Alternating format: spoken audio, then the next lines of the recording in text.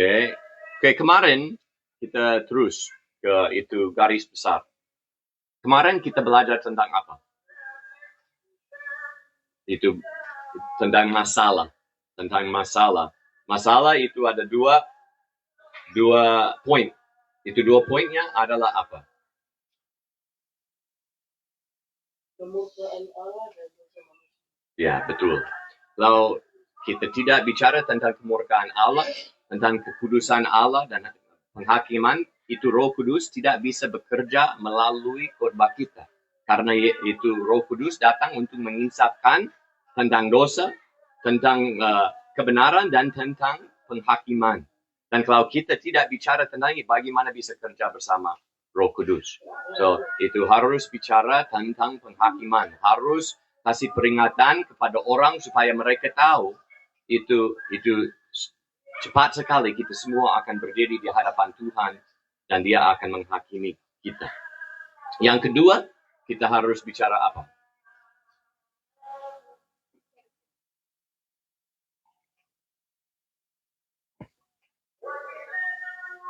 Kalau dari kemarin dan dari tadi saya simpulkan sudah lupa, kita tidak bisa maju depan.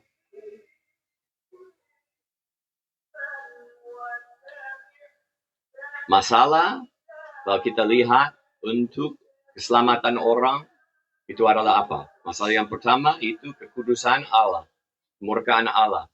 Yang kedua,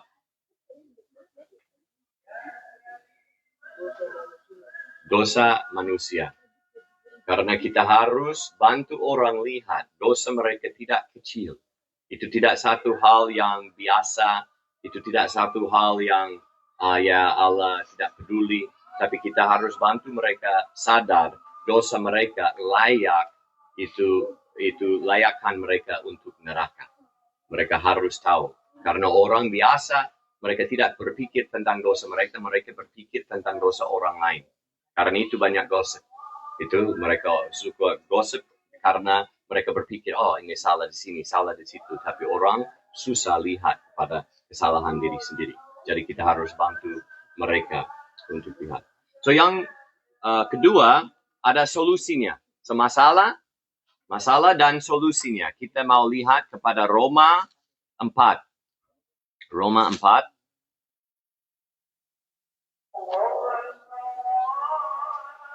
Roma 4 ayat 25. Kalau Pastor Petrus bisa bantu saya di Roma 4, 25. Oh ada, oh enggak ada. Oke.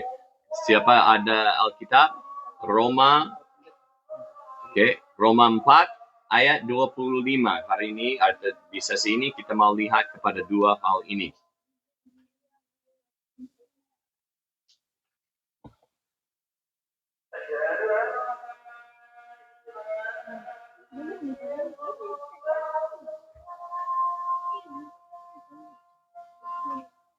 Siapa dapat? Silakan membaca. Roma 4 ayat 25.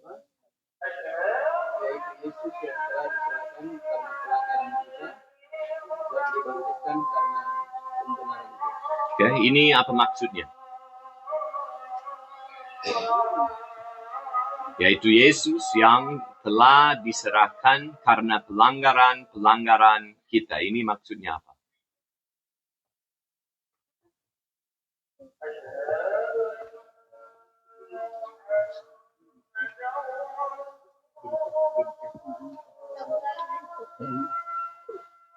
Guys.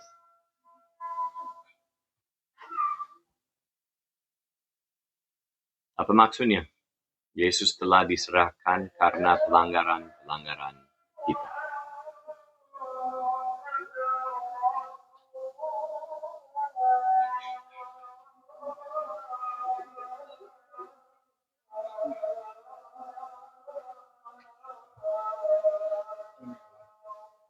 Oke, so diserahkan maksudnya diserahkan di salib ya. Dia mati untuk dosa kita dan mati untuk pelanggaran kita. Kenapa Yesus harus mati? Untuk kita selamat, tapi kenapa Allah tidak hanya mengampuni saja. Kalau saudaramu pukul mukamu dan setelah itu dengan tulus hati berkata, oh maaf, mengampuni saya. Kamu harus lakukan apa? Yesus jadi contoh dan teladan. Ya, maksudnya kita harus mengampuni. Dia harus kasih korban dulu atau langsung kita mengampuni. Oke, kalau begitu kenapa waktu kalau orang bertobat dan sungguh-sungguh minta maaf, kenapa dia tidak hanya mengampuni saja? Kenapa Yesus harus mati?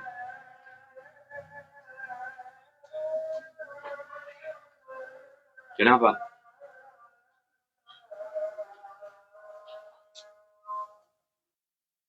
Ini satu pertanyaan penting. Kalau kita tidak, ini paling dasar. Apa?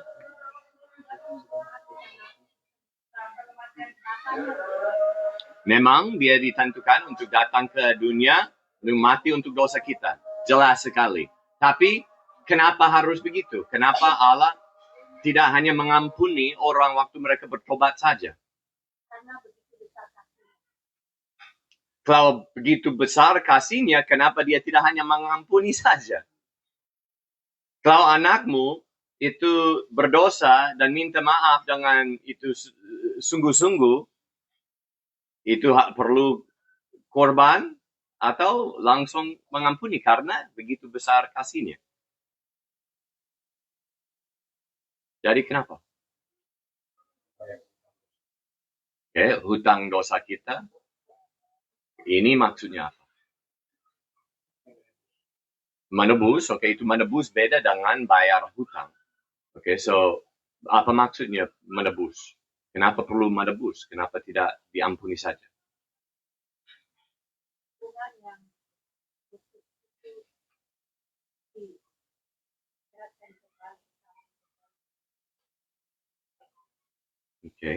Ya saya tahu, tapi kenapa? Kenapa itu kalau kita, orang berdosa pada kita dan mereka minta maaf, kita mengampuni dan itu sudah berrekonsiliasi. Kenapa itu perlu Yesus Kristus mati di salib untuk dosa kita, baru Allah bisa berrekonsiliasi bersama kita.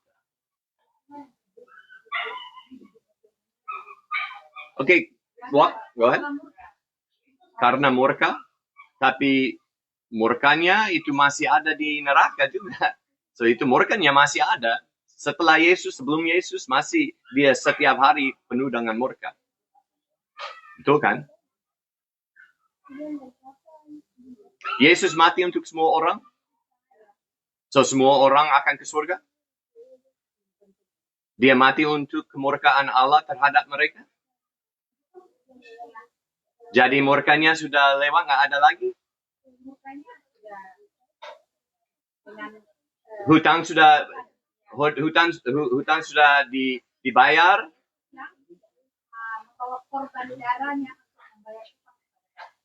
So untuk siapa? Untuk semua orang. Jadi itu hutang manusia, semua orang sudah beres dan semua orang akan naik surga. Begitu? So itu tidak hanya perlu korban, tapi juga perlu percaya. So dia hanya mati untuk orang percaya. Begitu? Atau untuk semua orang? So kalau dia bayar hutang ya? Hutang untuk semua orang, dia bayar untuk semua orang di dunia ini. Itu sudah dibayar, sudah mati. Kenapa mereka perlu percaya? Itu sudah. Itu murka Allah sudah dipuaskan kan? Kalau sudah dipuaskan, kenapa masih ada dan nanti dia datang dengan api bernyala-nyala? Kita harus berpikir ya. Itu waktu saya di SMA, saya seorang ateis, tidak percaya ada Tuhan. Dan waktu itu dan itu juga kalau orang ada ateis yang tidak percaya Alkitab sekarang, kalau mereka baca Alkitab, mereka selalu akan berpikir ada satu masalah dari awal. Mereka akan berpikir, Adam Hawa berdosa satu kali dia sudah marah. Setelah itu karena dia lihat orang marah dan dia itu mematikan semua orang di dunia ini lewat itu banjir waktu Nuh. Wah, kenapa Allah seperti ini penuh dengan murka? Kenapa dia itu marah begini? Mereka akan berpikir, yaitu waktu Daud dan Raja Saul akan berpikir, lihat itu Allah tidak mengampuni itu Saul, Raja Saul, tapi dia mengampuni Raja Daud. Dan mereka selalu akan berpikir itu Allah di Alkitab terlalu keras, terlalu itu penuh dengan murka. Dan mereka itu masalah dari Alkitab untuk mereka. Tapi itu memang dari awal di Alkitab ada satu masalah. Tapi itu bukan masalah dia terlalu keras. Masalah begini, kalau kita baca dari awal, kita akan tanya, itu kenapa Allah mengampuni Daud? Itu tidak adil. Dia membunuh orang, berzina, dan mencuri. Itu Raja Saul lakukan apa? Dia hanya bikin korban, itu dari binatang-binatang harus dimatiin, karena takut orang. Dan karena itu Allah tidak mengampuni dia. Tapi Daud berzina, membunuh, bohong, dan dia mengampuni. Ini tidak adil. Tidak adil. Atau kita bisa lihat Nuh. Nuh setelah dia sudah lewat banjir, dia minum mabuk. Sampai itu nggak ada baju lagi. Kenapa Allah mengampuni dia dan menerima dia di Bahtera? Kenapa dia diselamatkan dan keluarganya? Dia harus mati juga. Dia juga bukan orang sempurna yang tidak pernah berdosa. Kenapa Allah mengampuni dia dan menyelamatkan dia? Itu tidak adil. Itu tidak hanya itu manusia bisa berpikir begini kalau mereka baca Alkitab, tapi itu malaikat-malaikat juga bisa berpikir, Allah kenapa begini? Dia tidak adil, tidak benar, karena dia mengampuni orang yang tidak adil. Dia menerima orang berdosa. Ini tidak adil. Ini satu masalah besar. Dari awal itu Allah sudah berkata, kalau makan buah ini, hari itu akan mati. Itu maksudnya untuk dosa, upah dosa adalah maut. Okay? So upah dosa adalah maut dan Allah sudah berkata. Maksudnya harus ada akibatnya dari dosanya. Kalau dia berubah saja, sekarang saya mengampuni, itu tidak adil. Karena dia sudah bilang harus mati karena dosa. Dan semua orang di sejarah, selain Yesus Kristus, sudah berdosa. Semua layak mati untuk dosa mereka. Dan maksudnya mereka juga itu ke neraka untuk selama-lamanya. Ini layak. So, bagaimana Allah bisa mengampuni orang yang waktu mereka bertobat dan masih tetap jadi satu raja yang adil? Karena kemarin ingat kita belajar tentang kerajaan Allah. Dan kalau kita baca di Mazmur 89, Mazmur 89.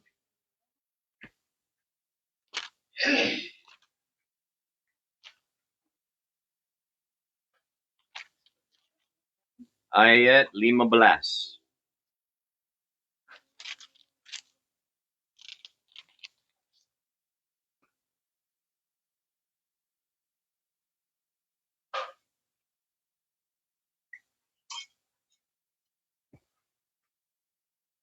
Silakan baca.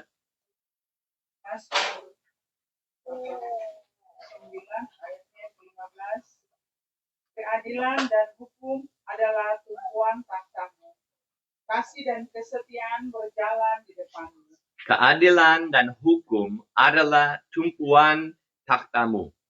Ini maksudnya, itu kerajaan Allah berdasarkan di atas keadilan.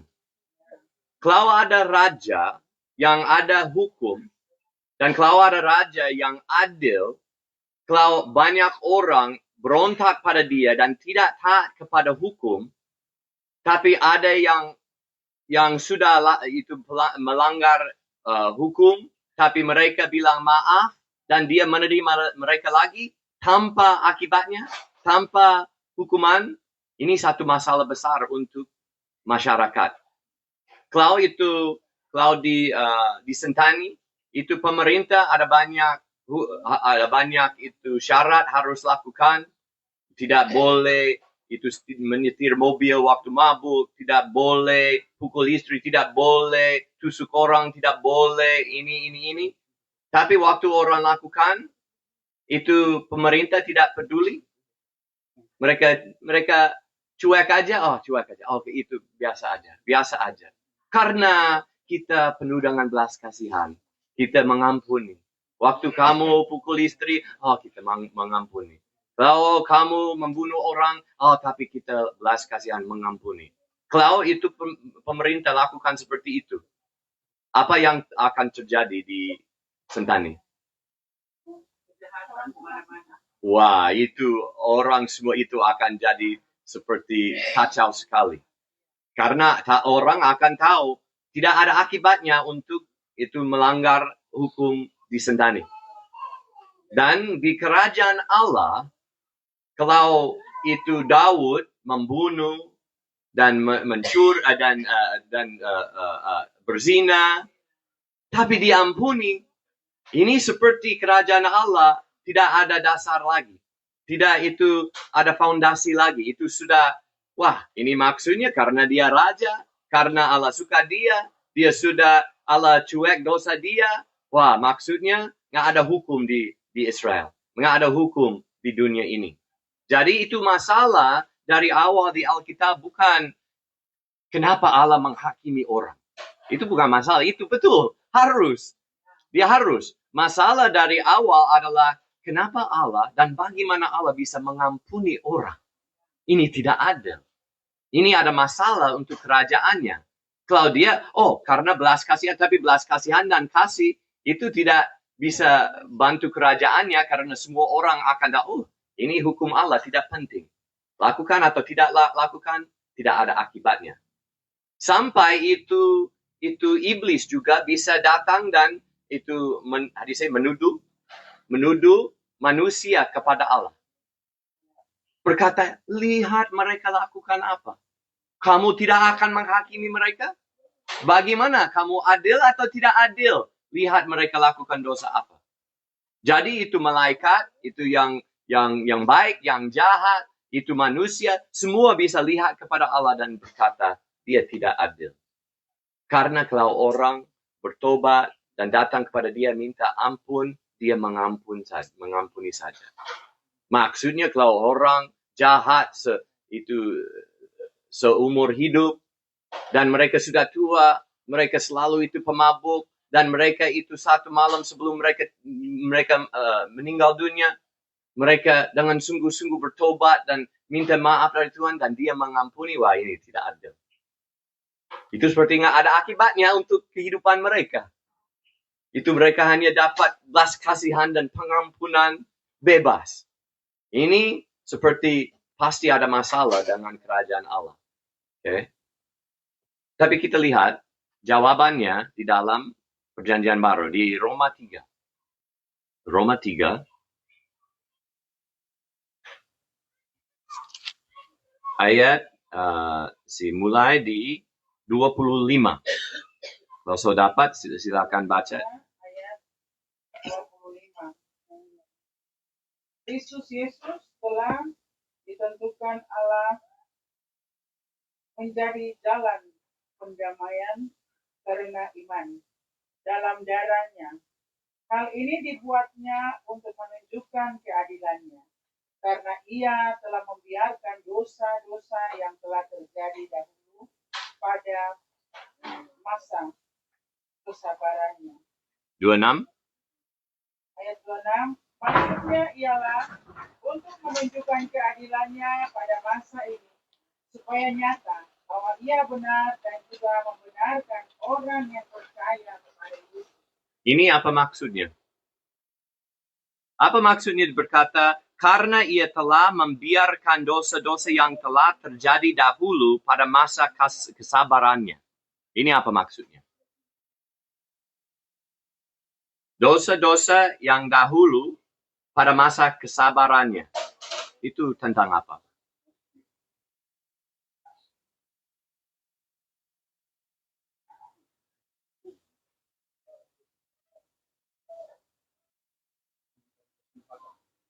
Kesempatan, dia kasih kesempatan untuk orang dahulu, ya.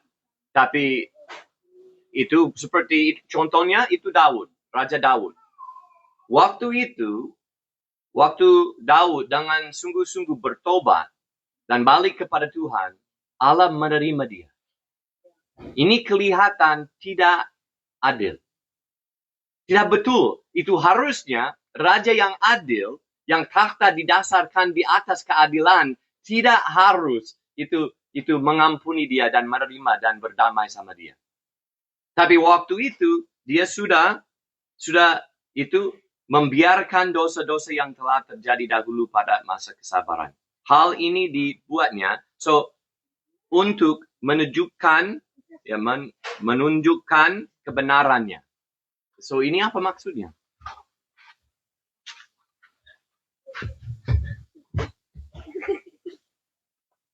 Karena ini jawabannya kenapa Yesus harus mati. Apa itu menunjukkan? Apa maksudnya? Menunjukkan kebenarannya. So ini kebenaran Allah. Allah menunjukkan dengan Yesus Kristus mati di salib. Ini apa maksudnya? Apa artinya?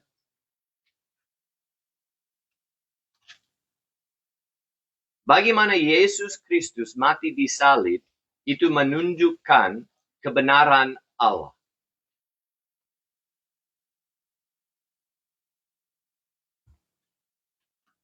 Yesus harus disalibkan dari mati untuk memutuskan rantai maut pada hari yang ketiga bangkit supaya manusia terlepas dari kata dosa. Tapi manusia masih di dalam dosa. Kematian Kristus untuk melepaskan dosa-dosa manusia. Selesaikan. Oke, so itu itu dosa manusia sudah selesaikan. Oke, so Yesus mati untuk dia itu tapi tidak terjadi. Yesus mati menjadi satu gambaran untuk kita manusia yang berbuat dosa. Di saat dia mengaku dengan sungguh-sungguh, maka Yesus akan menerima dia. Tetapi kalau dia minta ampun, dia kembali berdosa, ulang lagi dia lakukan, dia kembali lagi minta ampun. Itu semua betul, tapi saya mau tanya, apa maksudnya di Alkitab di sini, di ayat-ayat ini, itu berkata, hal ini dibuatnya, ini maksudnya Yesus mati dan jadi pendamaian di salib. Hal ini dibuatnya untuk menunjukkan kebenarannya. Oke? Apa itu menunjukkan kebenaran Allah? Ini apa maksudnya?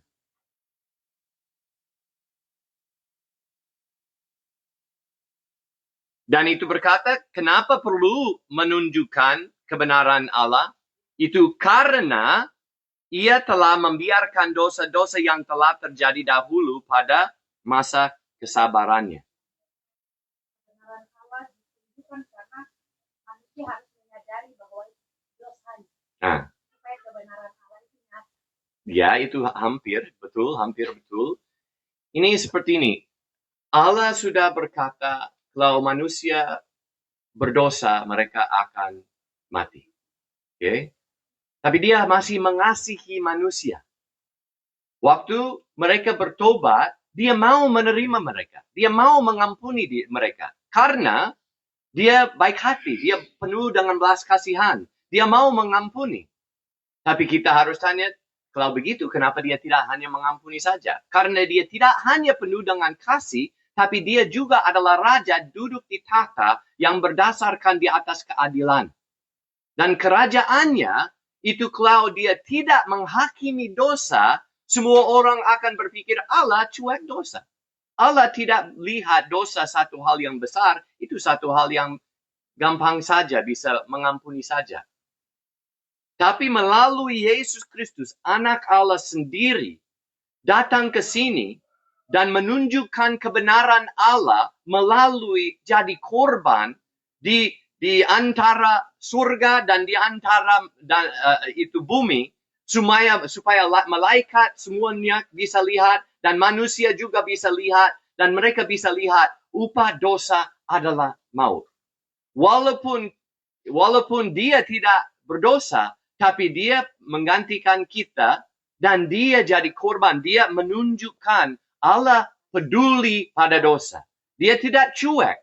Dia berpikir dosa satu hal yang ada akibatnya, dan itu satu hal yang besar dan harus beres, tidak bisa cuek saja.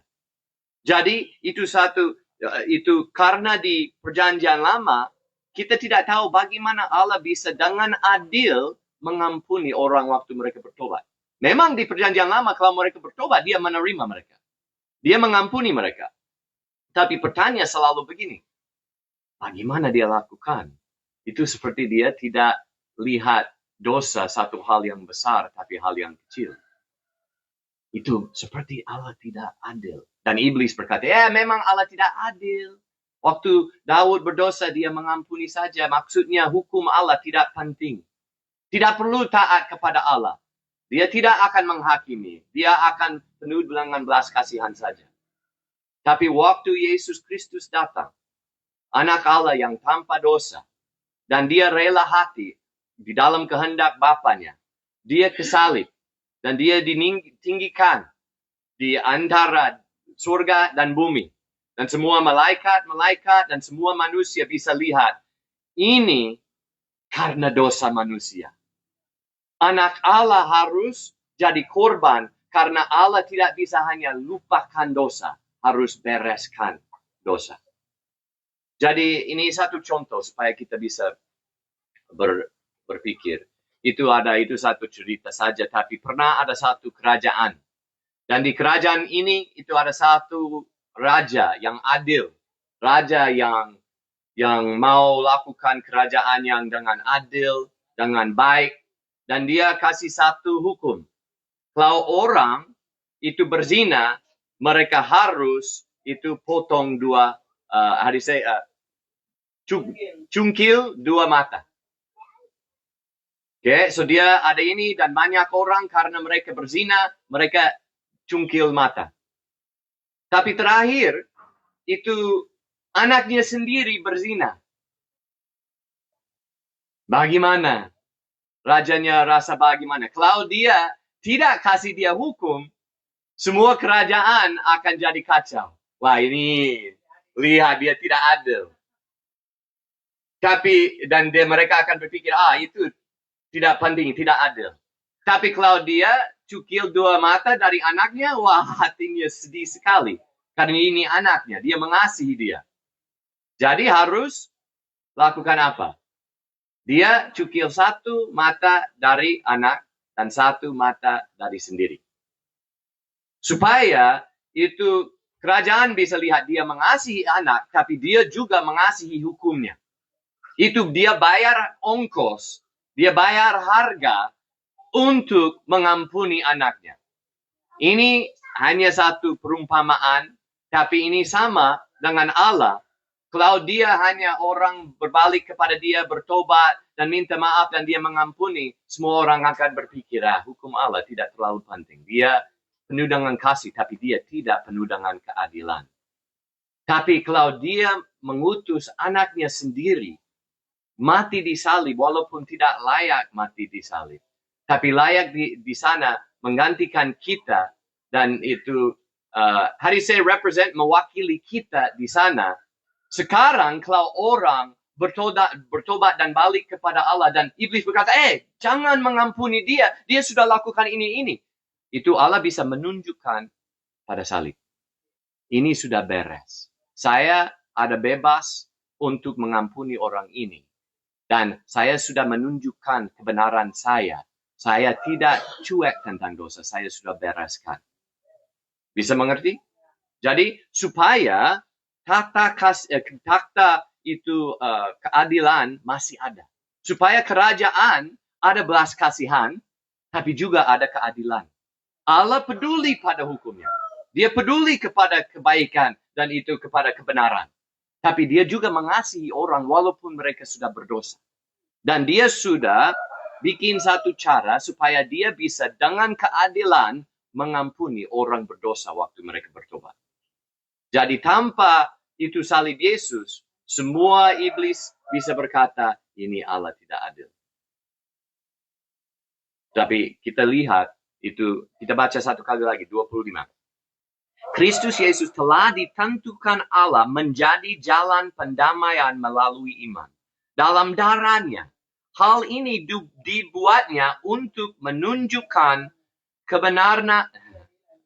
keadilan, karena ia telah membiarkan dosa-dosa yang telah terjadi dahulu pada masa kesabarannya. So, waktu itu dia sudah mengampuni dan sekarang dia menunjukkan tapi dia benar. Itu 26, silakan baca. Maksudnya ialah untuk menunjukkan keadilannya pada masa ini, supaya nyata bahwa ia benar dan juga membenarkan orang yang percaya kepada Yesus. So, salib Yesus tidak hanya benarkan kita. Salib Kristus benarkan Allah. Itu karena dari itu kita bisa lihat Allah peduli pada dosa. Karena itu, ya kalau itu agama lain, mereka tanya, kalau bertobat Allah akan mengampuni. Kalau lakukan baik akan mengampuni dosamu. Tapi ini maksudnya Allah tidak adil. Kalau dia cuek dosa saja dan mengampuni saja, tidak. Tapi salib Kristus itu menunjukkan kebenaran Allah. Supaya kita tidak hanya lihat itu orang diampuni, tapi kita juga bisa lihat Allah benar waktu dia mengampuni orang yang bertobat. Bisa mengerti? Jadi ini salib Kristus adalah solusi karena itu masalah tidak hanya karena kita berbuat dosa, kita layak ke neraka di bawah murka Allah. Itu tidak hanya masalah untuk kita. Memang itu masalah untuk manusia. Tapi itu juga masalah untuk Allah sendiri. Karena Allah sendiri menciptakan manusia supaya mereka bisa hidup dan memuliakan itu Yesus Kristus. Tapi kalau mereka semua binasa, itu dia juga sedih. Dia juga mengasihi manusia dan ciptaannya. Jadi itu satu masalah kalau dia tidak ada cara untuk mengampuni dan menerima itu orang waktu mereka bertobat. Tapi dia cari cara untuk supaya mereka bisa berdamai sama dia. Itu melalui salib Kristus. Ada sebelum kita maju, ada pertanyaan atau tambahan? Karena itu setengah dari solusinya. Itu Yesus mati untuk dosa kita. Ada pertanyaan, tambahan? Michael? Ada mau tambahan?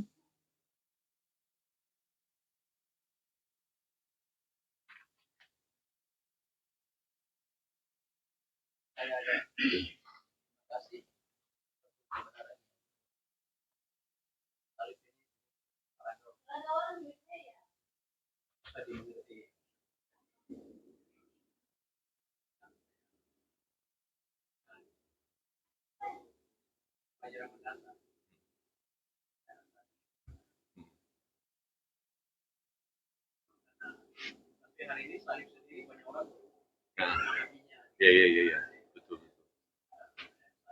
Bukan dideteksi dengan kita punya pikiran. Ya, betul. Kenapa Allah harus mati di kayu salib? Iya. Kalau kita dalam penginjilan yang tahu orang yang sama sekali tidak mengerti iman. Ya.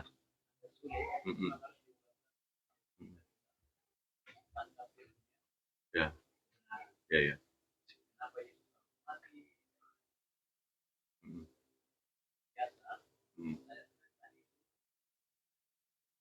Kematian Yesus juga untuk kepentingan Allah juga. Iya, betul.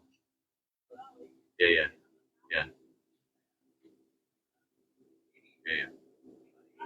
Yesus tidak mati berarti Allahnya Yesus. Ya. Ya, karena itu kita mulai dengan Injil Kerajaan. Karena Injil Kerajaan tentang dia dan kerajaannya, sebelum itu tentang kita dan keselamatan kita. Memang salib Kristus untuk keselamatan kita.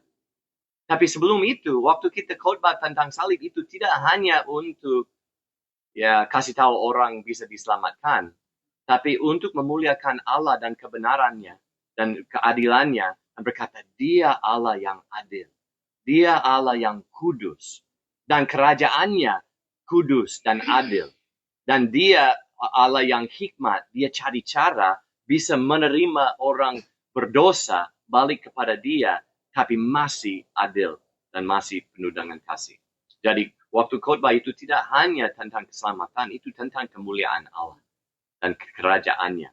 Dan dari itu kita bisa mengerti kenapa dia harus mati. Dan pasti itu firman Tuhan dan itu hikmat Tuhan, itu ada lebih banyak aspek dari itu. Itu tidak hanya karena itu, tapi ada banyak aspek kenapa Yesus Kristus harus mati. Itu karena manusia. Ini satu contoh lagi. Itu kalau Allah itu, saya berpikir, ini kalau kita semua, walaupun Yesus mati untuk kita akan mati atau tidak? Yesus sudah mati untuk kita, ya. Dan upah dosa adalah maut, tapi kita masih akan masuk maut. Betul? Oke. Kenapa kita akan masuk maut? Dan kalau tanpa Yesus, kita akan tinggal di dalam maut untuk selama-lamanya. Karena kita layak di sana. Karena kita sudah berdosa. Dan itu firman Tuhan berkata, kalau berdosa akan mati. Jiwa yang berdosa akan mati. Oke. So, Allah tidak bisa berkata, oke, lupakan itu. Lupakan. Jangan berpikir tentang upah dosa adalah maut. Saya mau berubah sekarang. Dia tidak bisa berubah firman-Nya. Dia tidak bicara dan, itu masalah, saya tidak harus bicara. Itu terlalu ketat, saya berubah. Tidak. Itu sudah bilang. Dia tidak bisa berubah. Ini sama seperti waktu Daniel. Dia di the Medes, di Persia. Waktu di Persia, itu mereka bikin satu hukum. Kalau seorang berdoa kepada itu Allah yang lain selain itu raja, mereka akan ditaruh di dengan singa, ya. Oke. Dengan singa. Dan waktu mereka bilang, Daniel, ini orang yang kamu mengasihi, raja. Dia lakukan. Dia tidak bisa berkata, oke. Oke, lupakan saya bilang harus ke singa itu, karena saya mengasihi orang ini, itu dia tidak perlu masuk ke tempat singa. Oke? Kalau dia lakukan begitu, itu hukum tidak bisa diubahkan. Itu dari Media dan Persia, itu hukum tidak bisa gampang berubah. Ini sama seperti hukum Allah. Tidak, dia bisa, orang yang berdosa akan mati, sekarang saya berubah pikiran, tidak perlu mati. Harus. Maksudnya saya dan kalian harus mati. Ini firman Tuhan. Harus mati. Tapi masalah kalau kita masuk di dalam maut, kita tidak ada kuasa untuk keluar lagi karena kita semua berdosa. Karena kita semua gagal. Kita semua, walaupun kita bertobat, kita masih tidak sempurna. Kita masih ada lemahan dan kita tidak sempurna. Kita semua masih layak ke neraka. Layak. Oke? Dan waktu kita mati, kita tidak ada kuasa keluar dari maut. Tapi ada satu orang yang menang. Dia datang dan dari awal dia taat kepada Bapanya. Taat sampai mati, bahkan mati di salib. Walaupun iblis datang kepada Adam dan Hawa di satu tempat yang sempurna. Mereka itu ada semuanya. Hanya satu hal mereka tidak bisa makan. Itu dari satu pohon tidak bisa makan. Tapi itu iblis datang dan mencoba mereka satu kali. Dan mereka langsung jatuh di dalam dosa. Tapi waktu Yesus jalan dan kita juga bisa berpikir tentang Israel. Allah memilih Israel. Dan dia membebaskan mereka dari Mesir.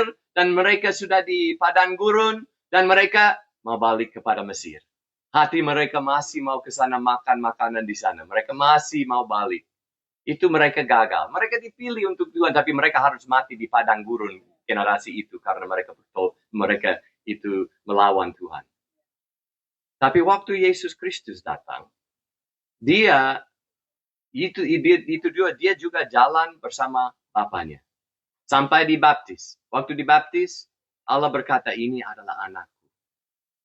Ya, kukasih. Dan dia keluar ke padang gurun. Dicobai 40 hari. 40 hari dicobai oleh iblis. Langsung. Tidak hanya satu kali seperti Adam dan Hawa. Terus, menerus. Kalau kamu adalah anak Allah, kenapa lapar? Itu selalu berkata. Itu bilang kepada Adam dan Hawa, kalau makan ini akan jadi seperti Allah. Bilang kepada Yesus, kalau kamu anak Allah, kenapa lapar di sini? Sampai dia tidak jatuh, tapi dia taat kepada Bapanya. Dan waktu malam itu semua teman-teman mau berangkat dari dia di Taman Getsemani, di satu taman, dan dia menderita besar, dan dia berdoa kepada Allah supaya itu cangkir bisa bawa dari saya. Diam. Allah tidak menjawab. 1 kali, 2 kali, 3 kali Allah diam. Tidak jawab. Dia tidak jawab. Tapi Yesus berkata, tapi tidak sesuai dengan kehendak saya, tapi kehendak engkau. Dan dia tunduk. Itu Adam Hawa, mereka berontak di dalam taman yang paling enak. Tapi Yesus taat di taman yang menderita. Okay? Dan setelah itu mereka bawa dia dan mereka taruh di salib. Dan di sebelah salib ada banyak orang itu pakai kata-kata iblis. Kalau kamu adalah anak Allah, turun dan menyelamatkan diri sendiri. Kalau Allah mengasihimu, kenapa kamu di sini? Dan Yesus merasa, Allah, kenapa itu jauh dariku? Ya, kenapa? Dia rasa. Dan Allah tidak jawab. Hanya bisa dengar suara iblis, tidak bisa dengar suara Bapa. Tapi dia itu tutup kehidupannya dengan apa? Bapa, saya menyerahkan jiwa di hadapan engkau, di tanganmu. Itu disalib. Itu Adam dan Hawa, mereka makan dari pohon. Yesus, dia mati di pohon. Dia taat sampai akhirnya. Dan di Filipi 2, kita baca di Filipi 2,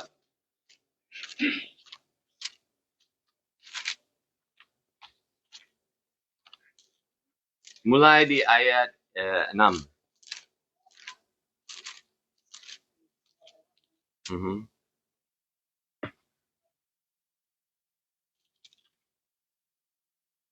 Ini tentang Yesus. Silakan.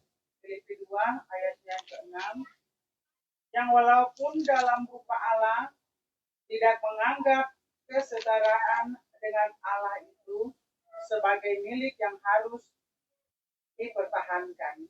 Oke. Ini maksudnya firman Allah yang kekal, anak Allah yang sempurna menjadi manusia. Dia rendahkan diri dan jadi manusia. Tapi terus ayat 7. Ayatnya yang ke-7. Melainkan telah mengosongkan dirinya sendiri dan mengambil rupa seorang hamba dan menjadi sama dengan manusia. So Yesus yang mulia bersama Bapa merendahkan diri dan jadi hamba, jadi manusia. Tapi setelah itu terus ayat 8. Ia telah merendahkan dirinya dan taat sampai mati, bahkan sampai mati di kayu salib. Dia tidak hanya taat dan jadi manusia, tapi dia jadi orang harus mati. Tidak hanya mati, tapi mati di salib. Dan lihat ini, ayat 9. Itulah sebabnya, atau karena itu, Allah sangat meninggikan dia dan mengaruniakan kepadanya nama di atas segala nama. Kenapa dia bawa manusia ini, Yesus Kristus, jadi Tuhan di atas segalanya? Kenapa? Itu tidak hanya karena dia adalah anak Allah jadi manusia dan balik ke tempat yang aslinya. Tapi itu karena manusia ini tidak seperti Adam, tidak seperti saya dan kamu. Tapi dia taat sampai mati, bahkan mati di salib. Karena itu dia menang di atas kuasa iblis. Karena kuasa iblis datang untuk menggoda. Dan menggoda dia sampai akhir, sampai disalib. Lalu, kamu adalah anak Allah, turun. Dia mau turun, dia tidak mau di sana, tidak mau menderita. Tapi dia taat. Walaupun semua iblis, semua roh jahat datang, semua manusia itu orang Yahudi yang bukan Yahudi, mereka di sana dan melawan dia supaya dia akan berdosa pada Bapa, tapi dia tidak berdosa. Dia taat sampai akhir. Karena itu Allah meninggikan dia dan bawa orang ini, manusia ini, duduk di tahta, kasih dia kuasa tidak hanya di atas taman dan semua binatang, tapi dapat kuasa, segala kuasa di surga dan di bumi. Di atas malaikat-malaikat dan di atas manusia, semua di bawah dia. Dia adalah raja di atas segala raja, nama di atas segala nama. Dia adalah anak Allah, sudah itu dapat segala hal dari Bapanya dan jadi raja. Tapi ini beda dengan kita. Dia sudah menang, dia dapat hidup kekal, tapi kita masih harus masuk di dalam itu maut. Tapi ini satu contoh begini. Kalau di dalam itu seperti kita di dalam satu di dalam penjara. Satu penjara besar. Dan kita semua itu di penjara itu maut. Tapi hanya bisa keluar dari sana kalau ada kunci, bisa keluar dari dalam. Tapi kita semua tidak ada kunci. Jadi anak Allah, jadi manusia, masuk di dalam penjara kita dengan kuncinya. Kunci Daud. Dan dia dari dalam, dia membuka pintu dan keluar dari maut. Dan siapa di dalam penjara, mau yang ikut dia, bisa keluar dari maut dan bisa dibangkitkan tubuh dan jiwa nanti waktu Yesus Kristus datang lagi. Jadi kenapa Yesus Kristus, sebentar kita akan pindah sebentar. Tapi itu kenapa Yesus Kristus harus mati, itu juga ada alasan. Karena manusia harus masuk di maut. Tapi kalau kita masuk tanpa dia, tidak bisa keluar. Tapi dia masuk supaya bisa keluar dan bisa bawa kita dari maut ke dalam kerajaan Allah. Okay? Jadi, dari kematian Yesus Kristus kita lihat, yaitu karena keadilan kerajaan Allah. Tapi itu juga karena dia mau menang untuk kita. Menang di atas kuasa dosa, di atas kuasa maut, untuk kita supaya kita bisa berbagi kerajaannya dan kemenangannya dengan dia. Ini adalah juga itu alasan kenapa Yesus mati. Jadi waktu kita berpikir tentang Yesus mati, itu tidak hanya satu jawaban. Tapi kita harus tahu dari banyak aspeknya, itu sempurna. Itu sempurna, dia lakukan dengan hikmat. Jadi kita akan ada 5 menit itu break, supaya kita bisa pindah di luar itu. Oke, Tuhan bantu kami, waktu kami mau cari tempat dan situasi supaya itu tidak terlalu bright dan panas, supaya kami bisa belajar terus dalam nama Yesus. Amin. Mundur saya.